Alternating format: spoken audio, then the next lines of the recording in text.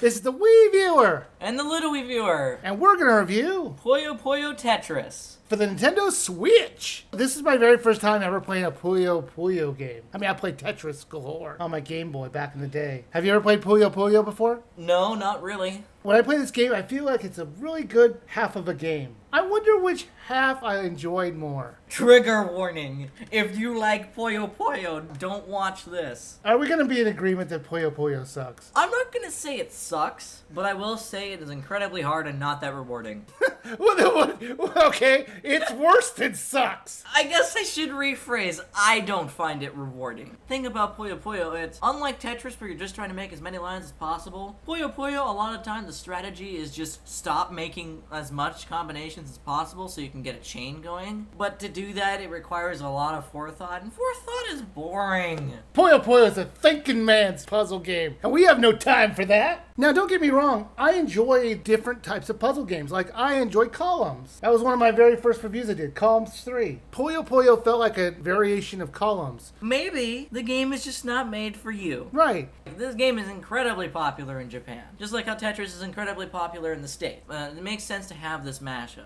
When there's gameplay modes where they actually mash up Tetris and Puyo Puyo, they don't just put them next to each other. They put them in the same gameplay area. And that kind of worked. I liked it. The board was really awkward in size because it was too small for Tetris but too large for Puyo Puyo. The whole point of Tetris blocks is to push the Puyo Puyos down. You squish them and they go on top. There was a lot of different modes in this game. So if you enjoy Puyo Puyo or you enjoy Tetris, there's a lot of things here to play. But they were all really different. Yeah, they were very different. Then there's also the single-player challenges where you can just play endlessly or have little differences. Then there's the item mode that you can, where they throw down items to change up the action. The party mode. Yeah, and that one, it didn't care how many times you got up to the top and reset. They were just going for points. And I like that one. There's a lot of modes to play, but you don't even have to play the modes. There's also a Tetris only or a Puyo Puyo only. Plus an online mode where you can play all these games as well. And lose, because everyone's better than you. Oh man, the online mode, I was getting destroyed. Online mode is not for the faint of heart. So to give the most basic thing, Tetris is played by you getting pieces that fall from the sky. You try and make a line, and the line disappears. You try and make 4 in a row, and that makes a Tetris. Puyo Puyo Are you actually about to explain Tetris in Puyo Puyo? Yes. Puyo Puyo is a match 4 game with gravity. Basically, they've merged the two together, and you have to just battle each other. You can play up to 4 people. And the multiplayer worked great. You can, before every match, I believe, it will check for your controllers and see if it's trying to register as 2 different people,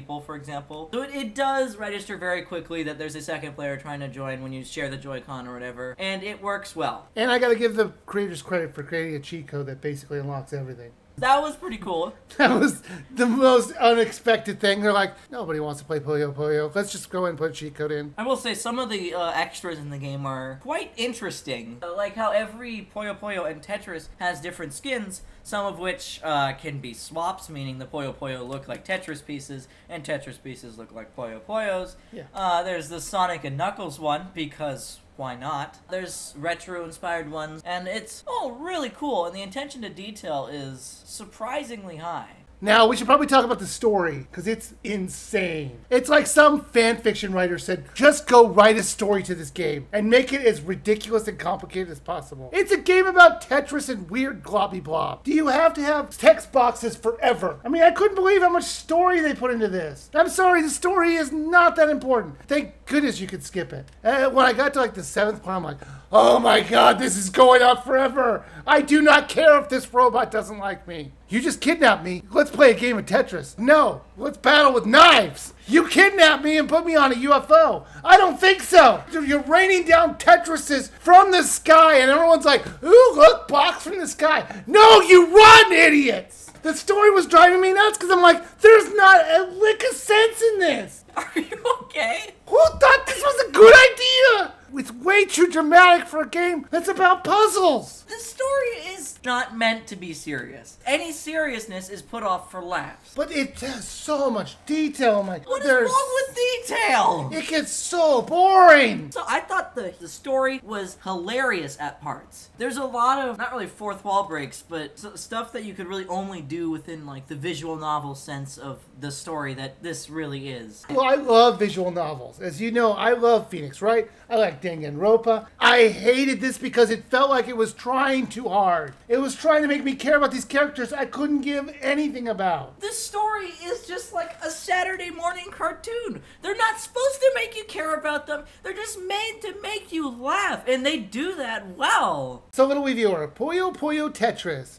Would you buy, rent, sale, or skip? I would definitely have this on sale. For how much? A third of its asking price. What do you think the asking price is? 60. No! No? Yeah, I thought it was a box game. You can get it on the eShop for $30. I thought you could, like, buy a box, which means it's You can. 60. The box is $40. The box costs $10? Yeah, it's a Switch thing. But I looked at the eShop today for how much it was. It was $29.99 or $39.99 at Amazon. When did Switch games get to be $40? Okay, never mind. So I would say sale, which for about like maybe $20 to $15. Which is being pretty lenient because that's a lot of money to put into a game that is literally Tetris. But the amount of detail and polish that goes into it, and you know, there's Puyo Puyo there too, it's pretty worth it. I would say sale with an asterisk. I think you're right about $20. I don't think $14.99 is fair. I think $20 is fair. But only if you like Puyo Puyo. If you don't like Puyo Puyo, I would wait till it comes out to $10.